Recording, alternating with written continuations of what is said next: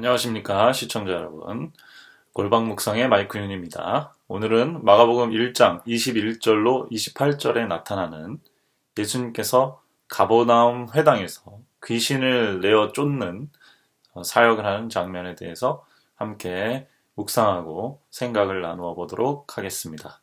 먼저 하나님의 말씀을 읽고 시작하도록 하죠. 저희가 가버나움에 들어가니라. 예수께서 곧 안식일에 회당에 들어가 가르치심에 뭇사람이 그의 교훈에 놀라니 이는 그 가르치시는 것이 권세 있는 자와 같고 서기관들과 같지 아니함일러라.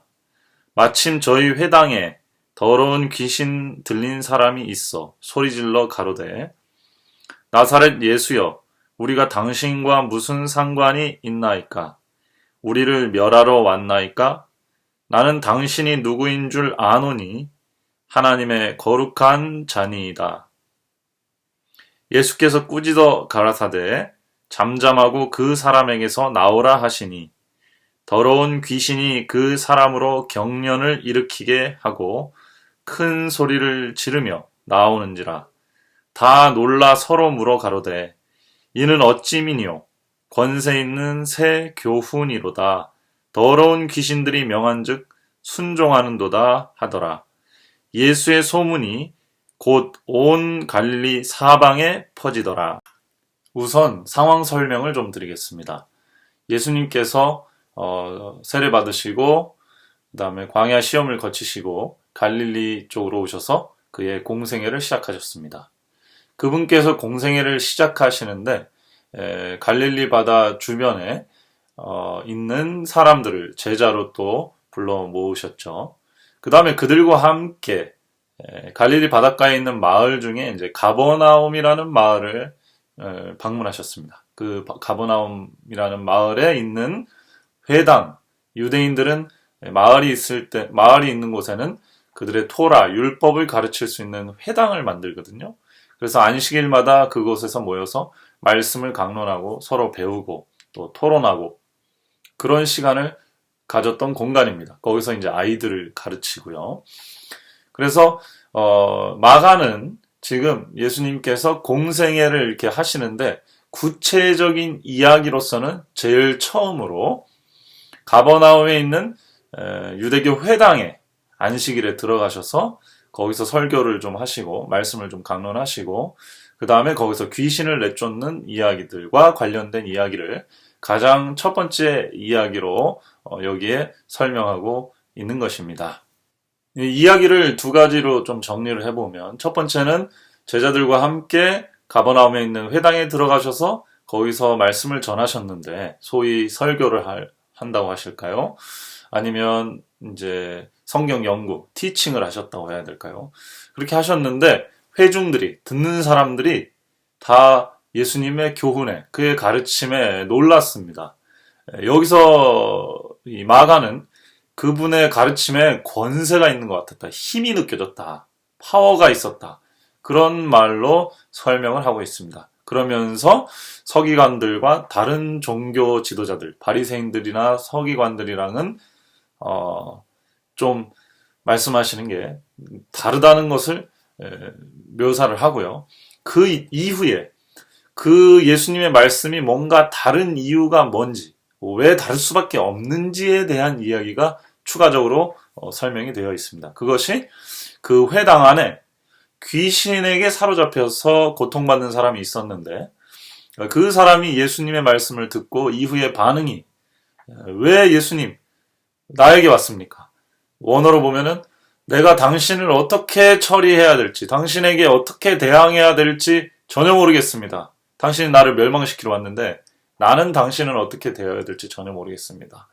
그러면서 그 귀신이 그 사로잡힌 자를 통해서 이제 이야기하는 장면이 나오죠.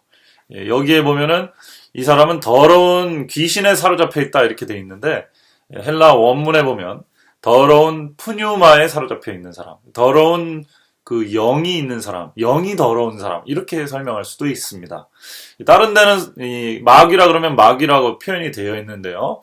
근데 여기는 더러운 영으로 또 표현이 돼 있어서 조금 우리가 브로드하게 좀 넓게도 해석이 가능하다. 다시 말하면 그 회당 안에 좀 잘못된 영의 정신세계가 좀 다른 쪽에 이렇게 사로잡혀서 괴로워하는 사람이 있었는데 그 사람을 사로잡고 있던 잘못된 정신, 그 영이 예수님의 가르침에 충격을 받고 튕겨져 나갈 수밖에 없는 그런 힘이 예수님의 가르침에 있었다라는데 초점이 맞춰져 있는 이야기입니다. 마가가 가장 처음으로 예수님의 공생애 중에서 하신 봉사 중에서 가장 처음으로 바로 이 사건을 든 이유는 무엇일까요? 바로 이 사건이야말로 예수님이 하나님의 아들이시라는 것을 증명하는 사건 중에 하나였음을 마가는 이해하고 있었기 때문일 것입니다. 이 말이 무슨 말씀이냐면 예수님의 가르침은 일반 다른 사람들의 가르침하고 달랐습니다. 예수님께서 성경을 해석해 주시는 장면은 일반 다른 사람들처럼 지적 영역만 자극하는 게 아니고 그것이 그 말씀의 효과가 직접적으로 영의 역사로 일어나는 그런 파워가 있는 그런 힘이 있는 사역이었다 이 말씀이죠. 그래서 사람들의 반응과 그 귀신을 악한 영을 내어쫓는 사건을 보면서 사람들은 예수님에게는 뭔가 다른 능력이 있다는 것을 확실하게 깨닫게 된 것입니다. 이것이 마가가 볼 때는 그분이 예언된 하나님의 아들일 수밖에 없다고 하는 그런 확실한 증거가 되었던 것이죠. 심지어 더러운 영도 그가 예수님을 만났을 때 나는 당신이 누군 줄 안다. 당신은 하나님의 거룩한 자다라고 말하도록 할 수밖에 없었습니다. 이 세상에 어떤 선지자 중에 이렇게 귀신을 내어쫓는 선지자는 없었다는 것. 그리고 이사야 선지자의 예언된 대로 사로잡힌 또 죄나 사망의 권력에 포로 잡힌 악한 영의 포로로 잡혀있는 사람들이 해방되는 장면을 보면서 하나님의 나라가 가까이 왔다라고 말하는 예수님의 가르침과 실제로 그분이 하시는 일이 딱 맞아 들어갔거든요.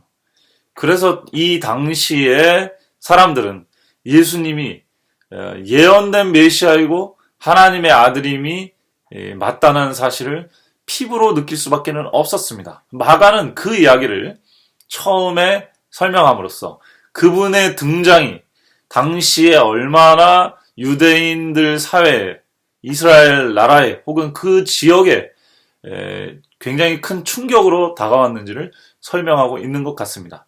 그러나 반면에 서기관들이나 기성 종교 지도자들은 예수님의 이러한 권세, 능력, 이런 초자연적인 어떤 현상을 하나의 새로운 교훈,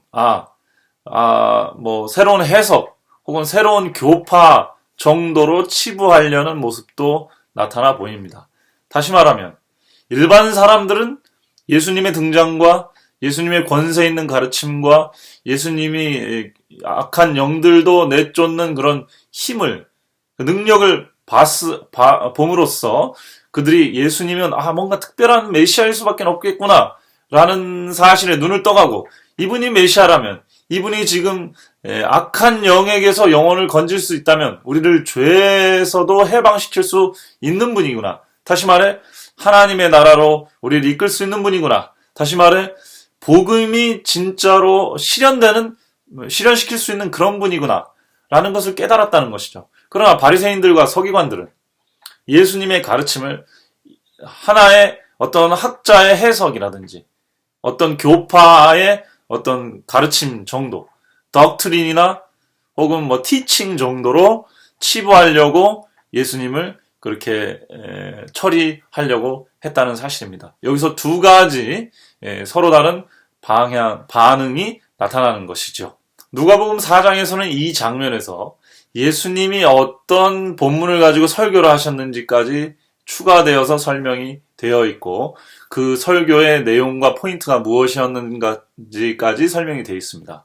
누가복음 4장에서 예수님이 하신 설교의 말씀은 이사야 61장의 말씀으로 거기에 말씀해 보면은 포로된 자가 자유를 또 눌린 자가 억압된 자가 해방케 되고 눈먼 자가 다시 보게 되고 이런 영적 해방의 이야기를 텍스트로 삼아서 본문으로 삼아서 설명을 하시면서 그 일이 오늘날 너희 가운데 이루어졌다라고 말씀을 하셨습니다. 근데 이 해석이 일반 다른 신학자들이나 목사님들이 설교할 때보다 예수님이 설교를 할 때 성도들의 청중들의 마음에 심금을 울리는 감동이 있었고 그 말이 사실이라고 하는 그게 실제라고 하는 어떤 강력한 이 성령의 어떤 느낌 혹은 이 말씀은 그냥 하는 말씀이 아니라고 하는 어떤 확신이 들었던 것이죠. 왜요? 예수님은 그 이후에 이어지는 기적 사건을 더러운 귀신을 내어 쫓는 사건을 보여주심으로써 단순히 예수님의 가르침은 단순히 말로 옮겨지는 지식이 아니라 실제에서 역사가 일어나는 현상이요 능력이라는 것을 보여주신 것이기 때문에 그렇습니다. 예수님은 이사야에서 복음의 말씀을 차용해서 복음이라는 것은 포로된 자가 자유케 되는 것을 의미하고 하나님의 나라는 이렇게 죄에 사로잡힌 자들을 해방시켜서 하나님의 통치, 하나님의 사랑 안에서 자유롭게 살아가는 사람으로 만들려고 하는 것이 하나님의 나라죠. 그래서 예수님께서 하나님의 나라의 복음을 전하시는데 단순히 이론적으로 원리적으로 하나님의 나라는 이런 거야 설명하는 것이 아니라 그 말씀을 듣는 사람에게 그 예수님의 말씀의 권세를 믿는 사람에게 실제로 죄와 사단, 악한 영의 권세로부터 해방될 수 있는 능력이 담겨있는 말씀이라는 것. 그래서 예수님의 가르침은 단순히 여러 학파나 여러 해석 중에 하나가 아니라 예수님이 아니면은 귀신이 내쫓아질 수 없고 병자가 날 수 없고 우리 마음에 하나님의 나라가 이룰 수 없다라는 것을 보여주는 것이 바로 이번 사건이 아닌가. 그래서 누가도 마찬가지고 마가도 이 사건을 굉장히 의미심장하게 다루고 있고 가장 처음에 지금 예수님의 공생애 중에서 처음에 설명을 하고 있는 것이다. 이렇게 설명을 할 수가 있겠습니다. 자, 한 가지 부가적으로 조금 설명을 더 드리자면 여기서 귀신은 예수님하고 뭔가 영혼을 두고 타협하려는 제스처를 보냅니다. 당신 영적으로 강력한 사람인 걸 압니다. 나한테 왜 왔습니까? 그러면서 예수님에게 당신이 누군지를 압니다. 당신은 하나님의 거룩한 자입니다. 이렇게 얘기하는데 대화를 막 이어나가려고 하죠. 그러나 예수님은 마음만 하지 말고 그 영혼에서 빨리 나와라 라고 명령하시자 그 더러운 영은 그 사람에게서 나올 수밖에 없었습니다. 우리가 더러운 영 혹은 잘못된 영 혹은 사단을 다룰 때 귀신을 다룰 때 주의해야 될 점이 바로 여기에서 우리가 찾아볼 수가 있겠습니다. 우리는 귀신을 너무 오래 우리가 다루려고 해서는 절대 안 될 것입니다. 우리는 귀신을 이길 힘도 없고 또 많은 영화나 오컬트 쪽에서 다루듯이 귀신과 이렇게 깊이 관여를 하게 되면 우리가 인간이 귀신에게 사로잡힐 확률이 더 크게 됩니다. 예수님도 오히려 단순하게 거기서 나오라 라고 단순하게 명령하지 이 더러운 영과 오래 대화하거나 상의하거나 혹은 타협하거나 그렇게 하는 모습을 보이지 않고 있습니다. 더러운 귀신에 사로잡혀 있는 사람, 그 더러운 귀신에게는 네가 있을 것이 아니다. 잠잠하고 조용하고 거기서 나와라 라고 강력하게 명령하셨고 그건 오늘날도 마찬가지라고 생각을 합니다. 그래서 우리가 이러한 어떤 영에 사로잡혀서 고통받고 있는 사람들을 도울 때는 그것을 깊이 연구하고 들여다볼 생각을 할 것이 아니라 이 예수님의 말씀처럼 권위 있는 예수님의 진리의 말씀으로 예수님의 이름으로 이러한 고통 중에 있는 사람들을 도와야 된다는 사실 우리가 여기서 한 가지 좀 짚고 넘어가야 될 부분 같습니다. 예수님은 하나님의 아들이셨고 타고난 성분부터 달랐습니다만, 그리고 유대인들은 많이 종교적으로 타락하고 있었고 그 기능을 다 하지 못했지만 예수님은 안식일에 회당을 찾아가셨습니다. 그들의 종교적 전통과 그들 안에 남아있는 좋은 어떤 문화에 대해서는 예수님도 인정하신 것이죠. 그러나 그들의 문화와 전통만 가지고는 귀신 들린 자, 악한 영에 사로잡힌 자를 고칠 수 없었습니다. 그래서 예수님께서는 본인이 가진 진리의 권능, 그리고 신적 권위를 가지고 말씀하셨고, 그 말씀의 성취를 보여주셨고, 그 성취의 사례로 더러운 귀신 들린 사람을 쫓아내신 것이죠.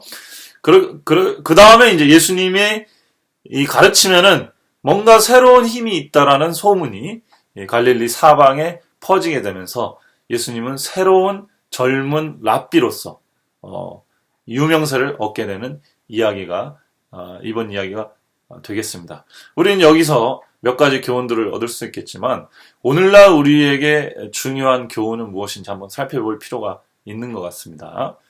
오늘날도 마찬가지죠. 많은 종교적 가르침이 있지만 영적인 권능이 있는 곳은 부족합니다. 성경은 아주 단순한 답을 주고 있죠. 많은 사람이 교파, 교리, 해석을 낼 수 있지만 그 중에서 진리의 권능을 줄 수 있는 분은 예수 그리스도밖에는 없다는 사실입니다. 해석과 교리가 사람을 치유하는 것이 아니고 예수님의 권능이 사람을 치유하시는 것이죠. 또 확장해서 설명하면 죄로부터 사람을 건지는 것, 사단의 세력으로부터 사람을 해방시키는 것도 예수님만이 할 수 있는 것입니다. 그래서 예수님이 복음이 되시는 것이죠. 예수님의 능력이, 예수님에 관하여 얘기를 하는 것이 다가 아니라 예수님의 능력이 발휘가 되고 예수님으로 말미암아 더러운 영이 쫓겨냄을 받는 것. 이것이 기독교가 추구할 진리인 것입니다. 이거 말고는 기독교도 만약에 지식적으로나 정보적으로나 이렇게 가게 된다면 영적인 능력이 하나도 없게 되고 그러면 진리의 효과는 땅에 떨어지게 되는 것이겠죠. 물론 우리도 신학 역사를 봤을 때 교리나 어떤 doctrine 이런 것들이 상당히 중요합니다. 신조도 중요하지 않은 것이 아닙니다만 신조와 교리가 구원해 주는 것은 아니죠.